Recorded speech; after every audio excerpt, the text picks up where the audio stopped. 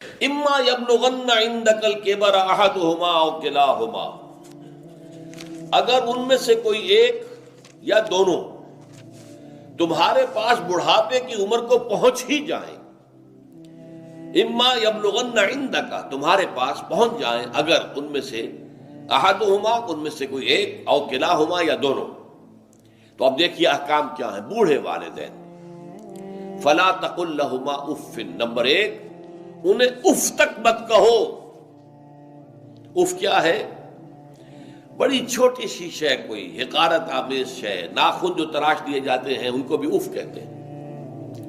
اتنی سی چھوٹی بات بھی ان سے نہ کہو کہ ان کی گستاخی جو ہے اس درجے میں ہو رہی ہو، جیسے کہ یہ تراشے ہوئے ناخن ہے، اس درجے میں بھی کوئی گستاخی ان کے سامنے نہ کرو۔ فلا تقل لہما اف، اف ہے آپ پر، ہمارے ہاں یہ لفظ اف زیادہ استعمال نہیں ہوتا، تف استعمال، تف ہے تم پر، تف ہے آپ پر، نہیں، ہرگز نہیں۔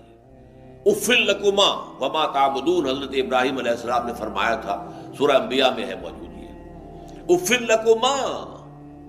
سورہ احقاف میں جو سرکش اولاد ہوتی ہے ان کے بارے میں کہا گیا وہ اپنے والدین کو افل لکما، آپ پر تف ہو، نہیں، لیکن یہاں جو حکم ہے فلا تقل لہما اف، انہیں اف تک نہ کہو۔ نمبر دو ولا تنہرہما، کبھی انہیں جھڑکنا مت۔ اما السائل فلا تنہر، سورۃ الضحیٰ جو ہے اس کی جو آخری آیت ہے، تو کسی کو جھڑک دینا، کسی سائل کو جھڑکنا نہیں ہے، اگر نہیں کچھ دے سکتے تو آپ شرافت کے ساتھ اسے معذرت کر لیں، بس اللہ اللہ خیر صلی اللہ بھی معاف کیجئے، بس جھڑکو مت۔ ولا تنہرہما۔ نمبر تین وَقُلْ لَهُمَا قَوْلًا كَرِيمًا، ان کے ساتھ گفتگو کرو بڑے ادب کے ساتھ، ان کا احترام ملحوظ رکھتے ہوئے بات کرو، لیکن یہ ہے کہ اس کے اندر احترام ملحوظ ہونا چاہیے، ادب ملحوظ رہنا چاہیے، ایسا نہ ہو کہ ان کے دل کو ٹھیس لگے۔ یہی ہے وہ جو بچہ سا تھا ہماری گود میں کھیلتا تھا، اس کی نجاستیں ہم صاف کرتے تھے، اس کو دودھ ہم پلاتے تھے، اس کو چلنا ہم نے انگلی پکڑ پکڑ کر، آج کل تو خیر اور بہت سی چیزیں ایجاد ہو گئی ہیں، واکرز ہیں اور کیا کیا ہے، لیکن پہلے کیا ہوتا تھا، والدین ہی انگلی پکڑ کر چلایا کرتے تھے اور چلانا سکھاتے تھے۔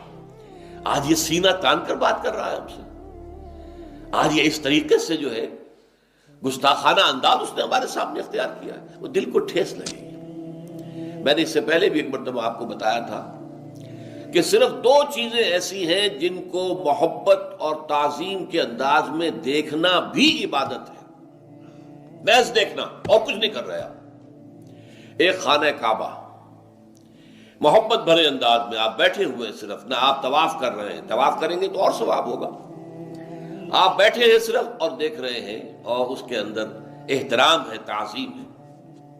اللہم زد بیتک ھذا تشریفا و تکریما و تعظیما۔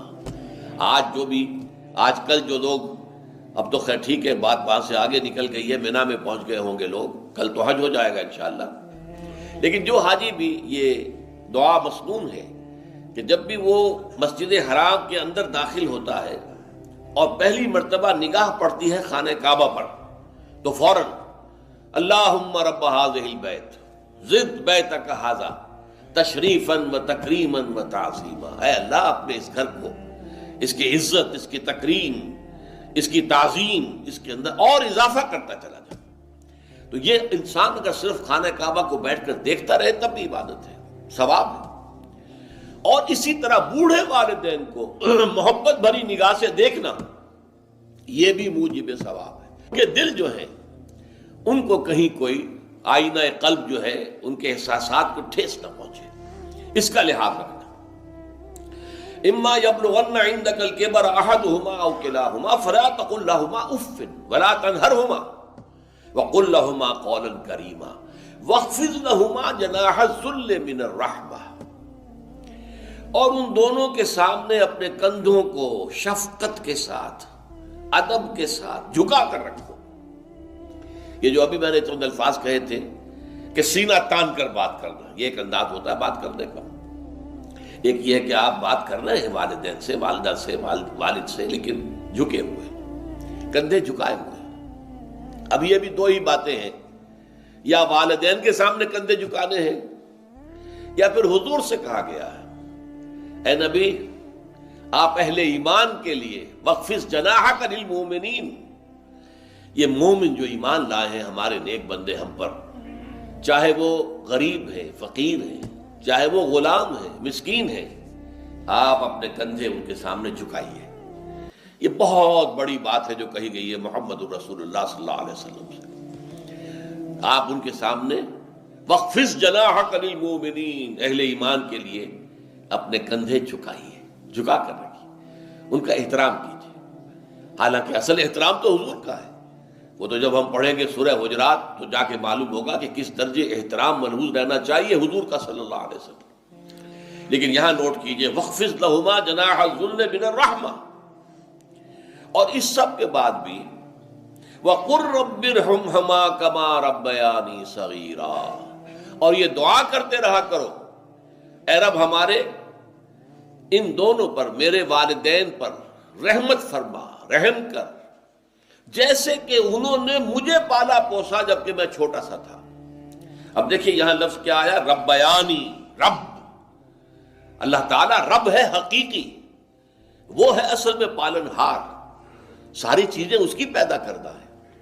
ماں باپ کے دل میں بھی محبت اور شفقت تو اسی نے ڈالی ہے، ماں کی چھاتیوں میں دودھ تو اسی نے بنایا، پیدا کیا ہے، تو اصل رب تو وہ ہے۔ لیکن اس کی ربوبیت کا ظہور جو ہو رہا ہے عالم واقعہ میں، عالم مادی میں، وہ والدین کی ربوبیت ہے۔ والدین پال رہے ہیں، پوس رہے ہیں، اپنی راتوں کی نیندیں حرام کرتے ہیں، بچے کو تکلیف ہے تو والدین نہیں سو سکتے، کوئی اور معاملہ ہے تو اس ظاہر بات ہے کہ ان کا آرام چین بالکل حرام ہو جاتا۔ یہ ہے در حقیقت۔ اب ان کا بدلہ کیا چکا سکتا ہے آدمی؟ میں نے بار عرض کیا ہے کہ شکر جو ہے وہ شکر کا تقاضا یہ ہے کہ انسان حق ادا کرنے کی کوشش کرے۔ ہل جزاء الاحسان الا الاحسان، کسی نے آپ کے ساتھ بھلائی کی ہے تو آپ کو بھی اس کے ساتھ بھلائی کرنی چاہیے۔ لیکن والدین نے جو بھلائی تمہارے ساتھ کی ہے تم اس کا بدلہ کیا دے سکتے ہو؟ اگر تم نے ان کے بڑھاپے میں خبر گیری کر بھی لی تب بھی وہ بدلہ نہیں ہو سکتا کہ جو انہوں نے تمہارے وجود میں آنے اور تمہارے لیے جو مشقتیں جھیلی ہیں، جو اثار کیا ہے، جو قربانیاں دی ہیں تمہیں پالنے پوسنے کے لیے، اس کا بدلہ نہیں ہو سکتا۔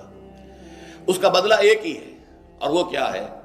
اللہ سے دعا کیا کرو، وَقُلْ رَبِّ ارْحَمْهُمَا كَمَا رَبَّيَانِي صَغِيرًا، پروردگار ان دونوں پر رحم فرما، رحمت نازل فرما، ان کی مغفرت فرما، ان کے درجات بلند کر، ان کی غلطیوں سے درگزر فرما، ان کے گناہوں کو بخش دے، ان کی غلطیوں سے چشم پوشی اختیار فرما پروردگار۔ اور یہ در حقیقت میں تجھ سے درخواست کیوں کر رہا ہوں کہ مجھ پر ان کے احسان کا بہت بڑا بوجھ ہے، ان کے احسانات کا بدلہ میں نہیں چکا سکتا۔ وَقُلْ رَبِّ ارْحَمْهُمَا كَمَا رَبَّيَانِي صَغِيرًا، اور کہا کرو اے رب ہمارے، اے رب میرے ان والدین کے اوپر، بوڑھے والدین پر رحم فرما۔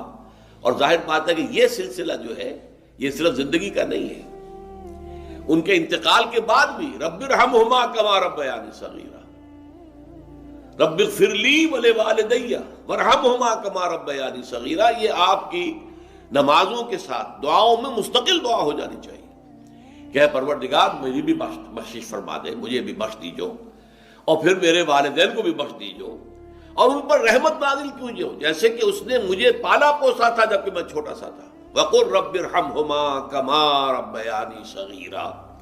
ابھی اس مضمون کا ایک اہم حصہ باقی ہے،